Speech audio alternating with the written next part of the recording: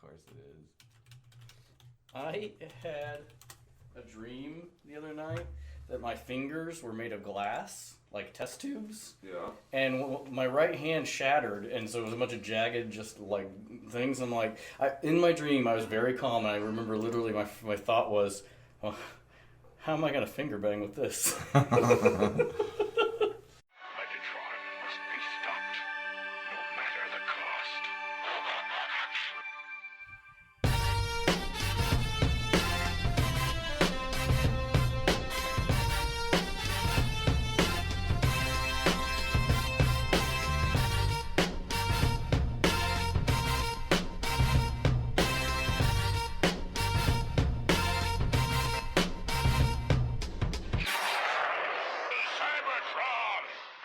Hello, ladies and gentlemen, and welcome to the Autopod Decepticast. This is your weekly podcast that delivers a minute-by-minute breakdown of the 1986 Transformers movie. This is your host, Aaron, and I'd like to offer a special welcome to my stellar co-hosts who are both intergalactic and planetary. Oh, planetary danger, Ryan. Wait, is your name Danger Ryan? That's right. Okay, all right. And I'm planetary, not dangerous. Caleb? Safe. Planetary safety. Caleb. Shout out That is to, a joke for three people. Yeah, Shout out to a guy we haven't talked to in 15 years that we hated, that called you safety all the time. I didn't hate For him, no I just reason. was annoyed. All right. I hated him. Okay. I didn't like him. Okay. So let's put it out there. Best Beastie Boy. Is it Mike D, MCA, or Ad Rock? Who's your favorite I don't even. Beastie I Boy? can't even name another song. Okay. I don't like music, everybody. I like them all, but I'd say if I I really like Mike D. I like his and you don't stop. I like his big nose. I'm a fan of that. Yeah. I always thought MCA was like the intellectual of the group. You know, He liked Tibet more than Tibetans do. yes. He loved it so much. Yeah, he didn't have to live there under the oppression of China. Yeah, I could say I love Tibet too. I always bet on black. Tibet. I like Tibet. Oh, good God! Nope, that's the gold. That's the gold. I am having some trouble this morning. Oh, this is going to be fun, everybody. I was 15 minutes late to the recording session, which is at my own house, and we're probably all a little hungover. Nope. Oh, just me. Just me. Why are you assuming that me and Ryan are hungover? Because you're pieces of shit. Great. All right. Great. Well, Yep, that this checks is out. fun. It all's coming together. All right. Let's see how this episode pans It's out. really starting off strong. So, hey, guys, we have a shout-out. To you piece of shit.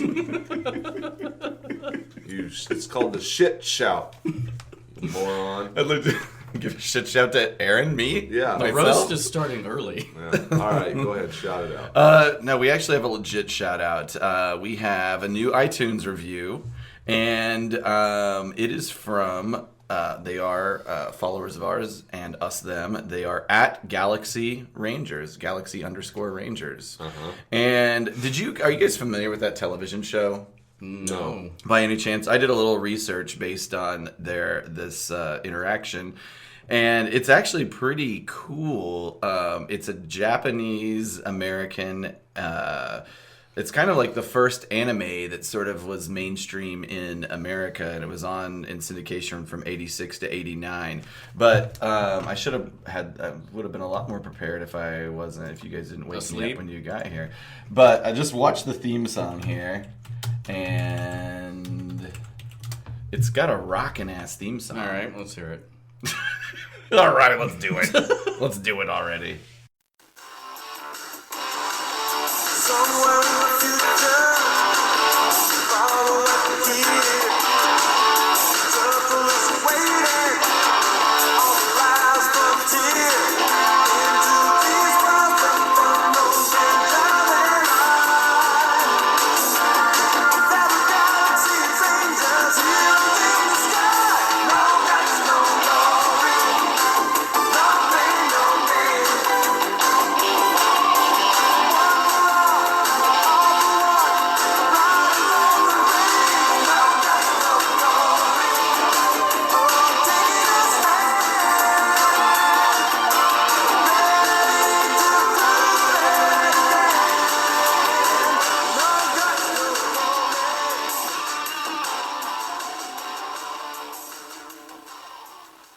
It's very Danger Zone. Yes, it's very Kenny Loggins? Yes. Horses? Oh, I had some of these toys. I remember this. Yeah. Okay, anyway. Yeah, no, that was cool. Yeah, I do vaguely remember that. I don't think I even ever watched the shows. I think probably somebody, like a grandparent, was like, "Oh, this is a toy. I don't- give you a disappointment on your birthday." I don't may not remember have them. I don't remember them airing on local broadcast. It may not have been syndicated in our market. I have no idea. I never saw it either, but it was very highly acclaimed, Yeah. and it has a huge cult following. As per our at Galaxy Rangers, they do a podcast that covers that show episode by episode. So anyway, Oh, nice. they gave us an iTunes review. They said that it's top-notch Transformers podcasting, fun, informative romp through the 1986 movie.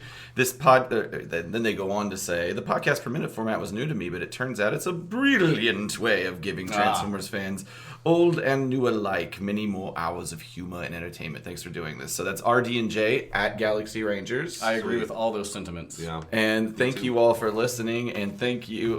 I'll start watching Galaxy Rangers so I can Give them a start review? watching. Yeah. I'll Return hit that you favor. back. Hit you back. That's cool. I have kind of a small one. Like I saw on Twitter, Skeeter112375 was asking for a midweek little bonus content if I could throw something up there to get him through to the Sunday episode, which I could not, and I apologize because work. Because of well, life. Normally I would have been able to throw something together, but work has okayed overtime, and so I've been working 11-hour days because have a trendy cocaine habit to maintain. And but I appreciate the reach out and the interaction, and I mean, sorry. I like how you think that your coke habit is trendy. Yeah, no, it makes me sexy. It's very untrendy. I gotta tell you, I invited Skeeter to your birthday party. Yeah. There's also a Dachshund in his profile pic, and so I have a Dachshund as well, and so you know that he's quality. You guys are well. You know who Skeeter is, don't you? Yeah. It's Ernie. Yes. Okay. All right.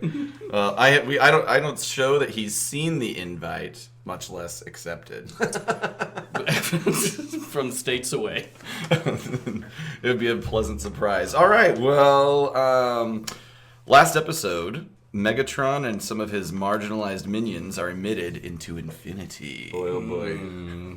It looks like there's going to be an executive shakeup aboard the old Astrotrain. Jesus Christ, I love these pre-prepared comments. What? No, this is off the cuff. Yeah, that's What are all the- on your head. Meanwhile, what are the Duke boys up to? Well, right about now, they're in a whole mess of trouble. So, where we've left it is Starscream has, of course, nominated himself, as have the Constructicons, and that brings us right up to the 28-minute mark. Soundwave kicks things off by slinging quite the insult at the Constructicons. Oh, yeah, let's see. Constructor... I can't even do a Soundwave. Come on. Constructicon's inferior, Soundwave superior. That's the worst thing I've ever done in my life. Let me try it.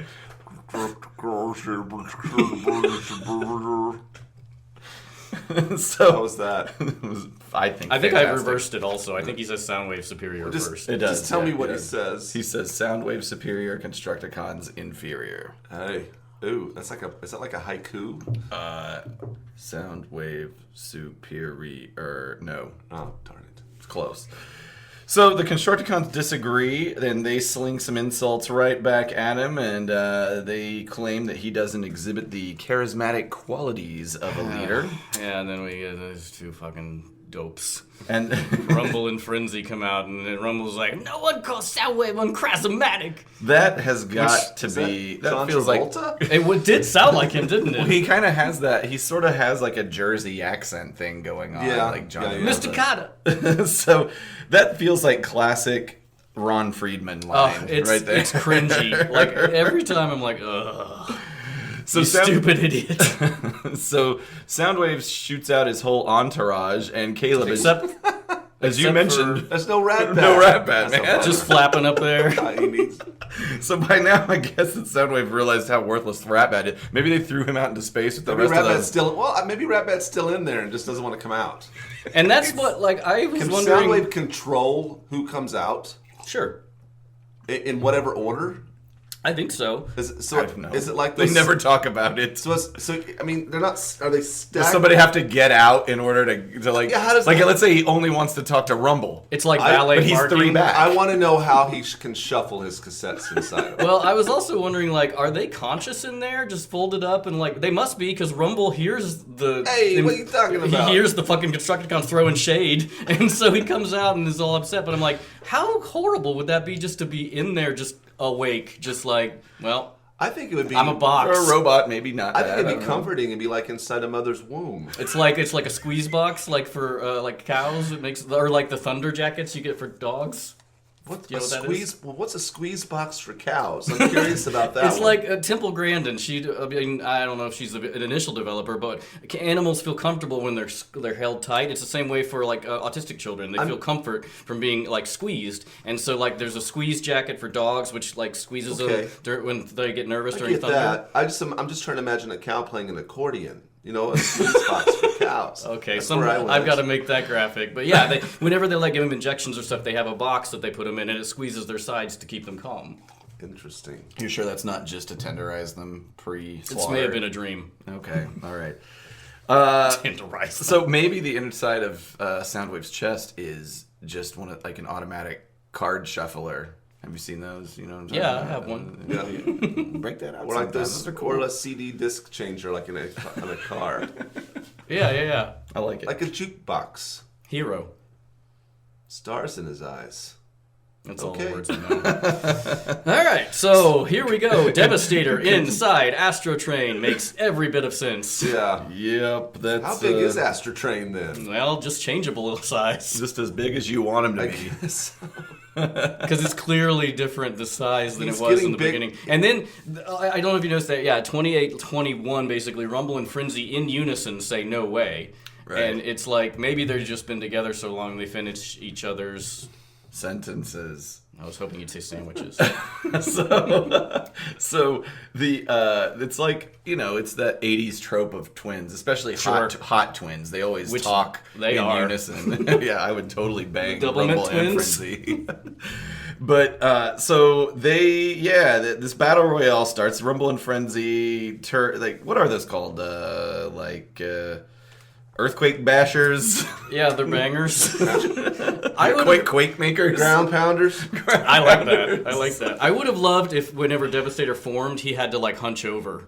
Yeah, like he's on all fours. Yes. walking around. He's on his knees. Well, at least like that. Maybe I don't know, but yeah. Yeah, that would have been I great. just would think that Astrotrain would be like, knock that shit off. Oh, I mentioned this later. He never at one point during this whole thing Never says complains. anything. Get- He's like the most patient transport ever. which Yeah, is except for previously when he had to get out some dead weight out of there. yeah. But now he's okay with this. Right. He'd rather had the dead weight in there. All right, all you guys that are alive, I think, Get out. I think Astrotrain is in every position here to say, hey, I want to take control of the Decepticons. Right, that's true. Because if they complain, I guess he just could eject Drop them them into off. space. it's true. It's true. Yeah. He's the only person that doesn't raise his hand for leadership. The Her hand transforms out of the wall. Well, there is a alright. history, like the triple changers. There is a of the triple changers, like not being sure what allegiance they're going to go to. There's a lot of Decepticons that switch to the Autobots. So maybe they're just like, I'm in this organization, but I don't really give a fuck. Anyway, it's well, as we see convoluted. here, I mean, Blitzwing is stepping up for battle here. So the battle royale begins. Oh, and before I'm sorry, let me back up. To your all's point about Astrotrain, we just watched Call of the Primitives, and there's a part in that where they're all inside Triptychon, Yes. who's way bigger Oh, yeah, that makes than sense. Astrotrain, I can and they're handle- all fighting about, and that pisses him off, and He shakes them Yeah, up. he shakes them up. jelly shake, jelly roll shake to get him to knock like it off. twerks them into submission. Why couldn't Astrotrain should have done a barrel roll or something? So is this the oh god, I'm so sorry. What's the Constructicons transform Devastator.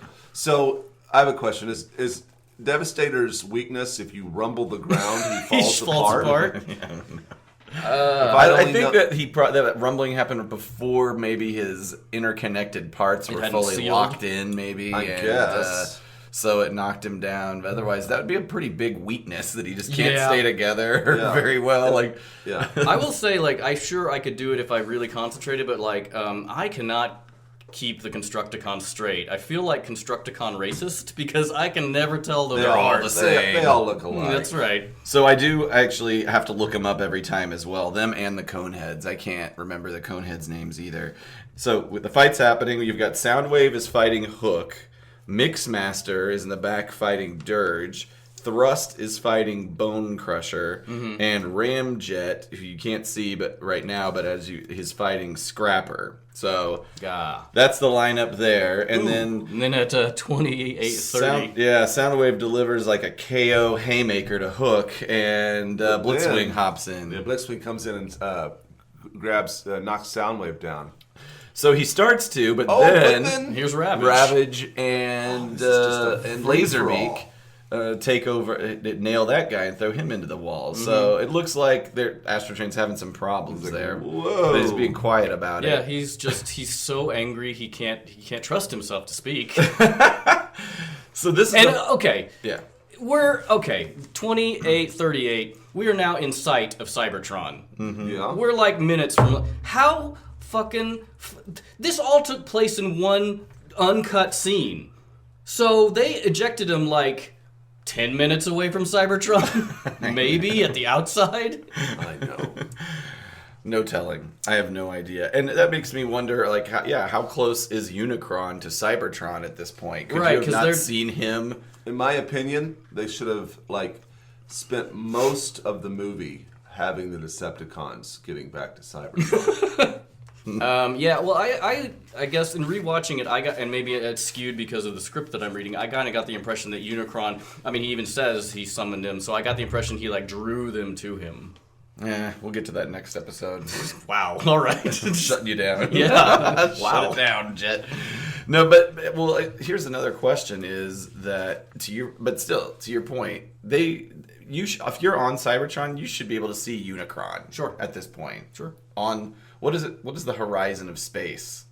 What do you call that? Like if we were just to look up, You can see. see the expanse. Is there a horizon? No. So there's not a horizon. No. I don't know. But there is a point of disappearance, though, from a perspective. The thing about you're only limited by your optics when it comes to space. Right. The more powerful telescope that you have, the further you can, the deeper, quote unquote, deeper you can see in space. Which really means the further back in time you can see in Right. space. So theoretically, if you had a powerful So- enough telescope, you can see 13.7 billion light years, So which I is would, the edge of the galaxy. so I'm going to assume that the horizon of space is actually the Big Bang. Right. You're going to see all the way back to the beginning of the formation Right. of the universe. That's the horizon. Gotcha. So do you not think that Transformers would have a powerful enough telescope to I mean, it at doesn't least see Unicron, seem who's like- about 5 miles away from the planet? We'll at this address point? that near the end of the movie Yeah, because you're they right. seem very surprised. So who do you guys think... Okay, we got this Rumble. We know who's going to come out on top, but who do you think would be the best leader in reality? Who would I don't know who about the best, but I would just want to see Soundwave kind of control things for a while and just see how that plays out. That's an interesting point because he's so logical. You'd think maybe he would be a good choice, but a leader has to have some charisma. some spunk. But not too much charisma.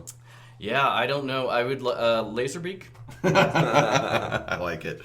And what if they just got on Cybertron and Shockwave was like, why are you guys fighting? I'm the leader now. I've been here. Did they completely... Yeah, wait, they don't even consider... Poor Shockwave.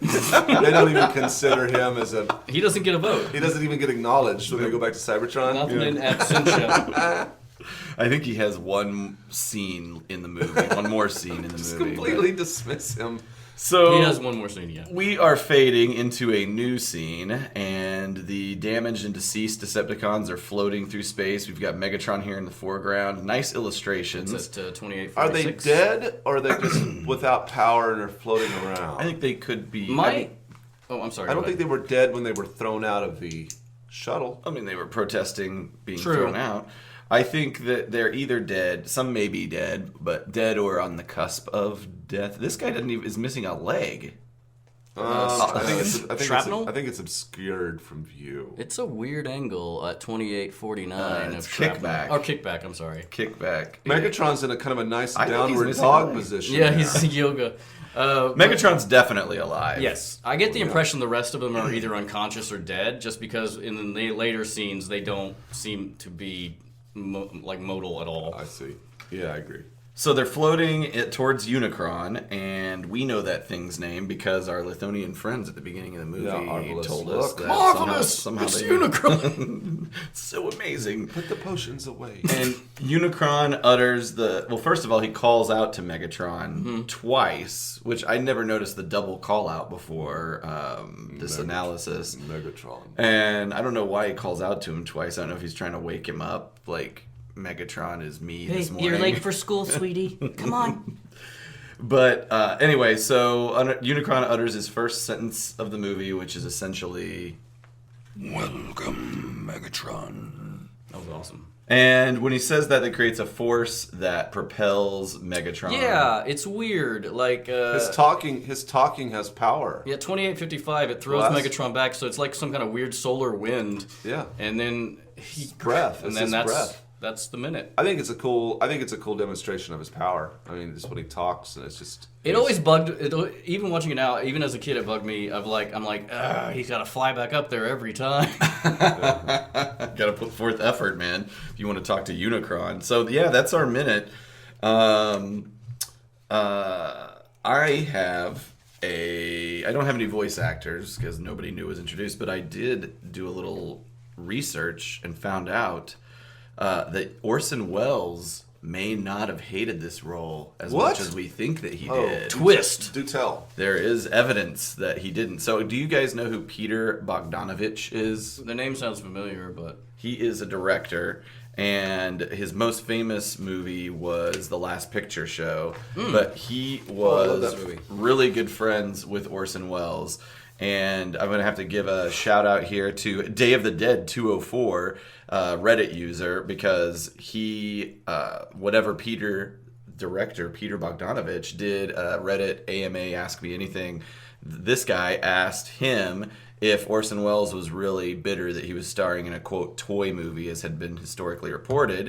And Bogdanovich said he didn't think so. He said that Orson Welles wasn't really bitter, that he was more acerbic. He was very sarcastic and had kind of a dark wit. And so, you know, he could have just been joking around in his way whenever he said the things that he said. But so he wasn't bitter, but Peter Bogdanovich said that he knows that if Orson was alive today, he would definitely appreciate that so many people are fans of I think the that's portrayal probably true. of Orson Welles. I mean, or of Unicron. Sorry. I that think makes he'd be more sense. bitter about doing wine ads.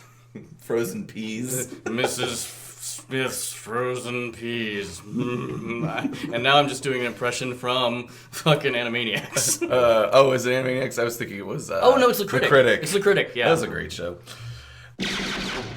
Deviations. I'm sorry. No, that's fine. That's That'll good be enough. fun to edit. Yeah. Okay, you want me to go first? It's a bubble mess.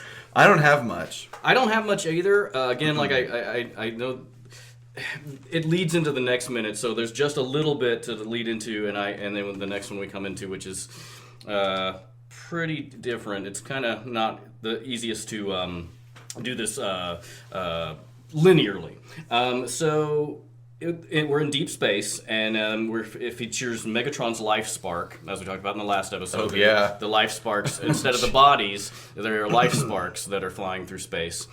His life spark still looks like a little Megatron, and he turns and twists in comet trail of other old hero sparks.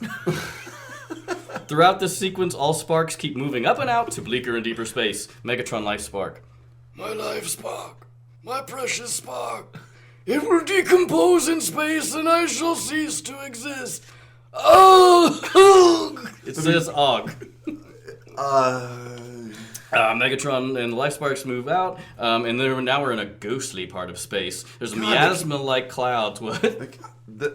The writer they're really playing this out, man. Yeah, man, he went for it. Some of this is really creative, actually. Miasma-like clouds, like a mist over a graveyard, an old Frankenstein movie, swirl around Megatron's life spark and other spark and debris. Megatron's life spark, furious now. If I could be restored to function, what vengeance I would take upon those who denied me my destiny. I would do anything for satisfaction. Anything. Oh my God. I'm really looking forward to seeing how Unicron interacts with this scenario to turn him into Galvatron. It's weird. Then there's a ghostly voice, which... Well, where is it? From infinite distance. Oh. A fearsome, sepulchral voice made of many overlaid voices of menace-whispering, which is a new hyphenated term. And it's ghostly? Yeah. Megatron. That's right. Like that. And Megatron's life spark, startled, frightened. Who calls Megatron here? And then ghostly voice. Louder, as if that voice itself could come and get him. Come to me, Megatron. Come to me. Woo! That's right, and that's where I'll stop, because that's about as much as we see in this minute. Okay. Mine are definitely not as exciting as that. In mine, the script says that all the tapes, including Buzzsaw, come out of Soundwave, but I shouldn't say all the tapes. All the tapes except Ratbat, including Buzzsaw, but not Ratbat, come out of Soundwave. And more characters actually have lines in my version. So whenever they're stepping up for leadership. So Blitzwing says, "I am a triple changer. I'm worth any two of you. I should run things." And Dirge says, "Death comes to anyone who crosses me," which sounds like probably just like a quote on his tech spec or something like that. And Astrotrain does have a line. He gets pissy and says, "Stop squabbling or we're gonna crash." Who says that? Astrotrain. Or we're gonna crash. As he flies past Pluto. Is he the script impersonating says. Cup? Oh. Stop squabbling, we're gonna crash, Rocky. There you go. And I just wanted to call out a line that I liked how it described Unicron in the script. It described it as a beautiful technological expanse. Okay. Yeah, that's all I got. Is that all you got? That's all I got for the deviations. Caleb? That's all I got. I did have something that it calls back to a couple episodes ago. In doing some research, we were talking about how it would be like just extra if Optimus Prime, after he died, were to crumble into dust. According to the TF Wiki, there are rumors of an uncut, unseen version of the... I don't know how you know about it if it's unseen, but version of the movie where Prime did crumble into dust. There's some interesting evidence to suggest it. In the soundtrack, the Death of Optimus Prime track does include 10 extra seconds at the end, which is not appear in the movie. And then, but they think maybe it's conflated because Starscream crumbles to dust after dying. So, but that's just a rumor that I'm like, oh, that actually could have been a thing we were joking about. It's probably not true. That doesn't feel like evidence, though. It's spurious. Well, that's all we've got, guys. Next episode, Megatron is going to make a buddy. And we learn exactly what can stand in Unicron's way. We didn't do the iconic moment. Nope. All right, we was not going to do it this episode. What you got? All right, so, okay,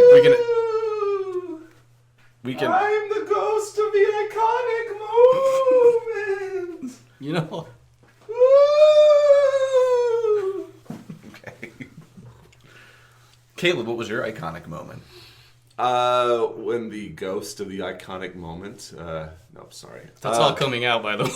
Haunted the set? All of that? You guys hated that. I feel like everything that we do that's obviously not coming out, Ryan can sense, or is coming out, Ryan can sense it, and he just gets angry because he sees the work in front of him. It's just like I have to stitch it to the thing that's before it, but sometimes it's a real twist. And it didn't work out. Okay, iconic moment. I like it when Unicron is speaking and his breath is pushing Megatron back through space. Yeah. That's pretty good. I think my moment would probably be when fucking Uncrasomatic. Really? This minute doesn't have a lot of meat to it. But it's so dumb, and I hate it. But it's like it sticks in my mind because it's so awful. I like Caleb, that moment when the Decepticons are floating towards Unicron. Yeah. That feeling you get when you know that this won't be the end for Megatron. Discussion? Agreed. Okay. All right, we did that. Excellent. Well, thank you everybody for listening. Please tell your friends. Check us out on iTunes, Stitcher, Google Play, and TuneIn. You can follow us on our social media, Twitter, Facebook, and Instagram. All of them at APODcast, and visit our web presence at autopoddecepticast.com. And if you're an iTunes user, better rate that motherfucker. Aggressive, but yes, 5 stars. Give us that shit. All right, everybody. Thanks. Goodbye. Bye. Till all are one. Bye. Bye. Woo. Ghostly ghost sounds.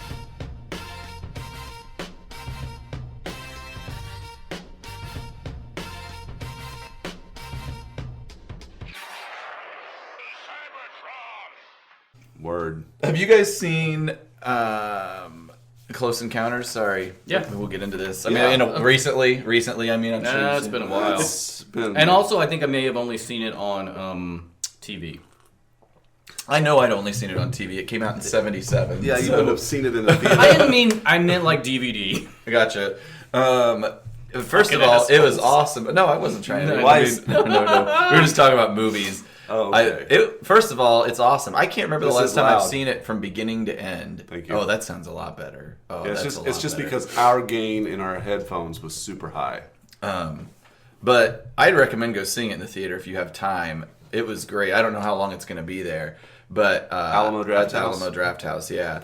But also, The promos. it's just so good. I forgot so much about it. I forgot that he goes with him and just abandons his family. Yeah. Yeah. Well, he has a compulsion. I mean, he makes he that does. mashed potato tower. But I would have thought that oh, maybe and then- he got his answers just by seeing everything, But- and he could go back to his normal life. I didn't realize he goes with them. Yeah, Yeah, that's exactly. what I'm saying. he just leaves, and also abandons his children and wife. he travels with that lady who loses her son, and Mm-hmm. before he's like, I've got to go down there, and she's like, I'm not going down there. He's like, well, you know, I've got to, and and she's like, go, and then before he goes, he like kisses her on the lips, and I talked to Melody about it. Melody was not. I was put off by it. I was like, It's that's weird. fucked up. Like, but Melody was like, no, that was not a romantic kiss. And I'm like, what kisses I aren't think- romantic that aren't from your mum? If or your if two adults kiss on the mouth, that's a romantic yeah, kiss. I would like. Are you going around romantically kissing Right. every guy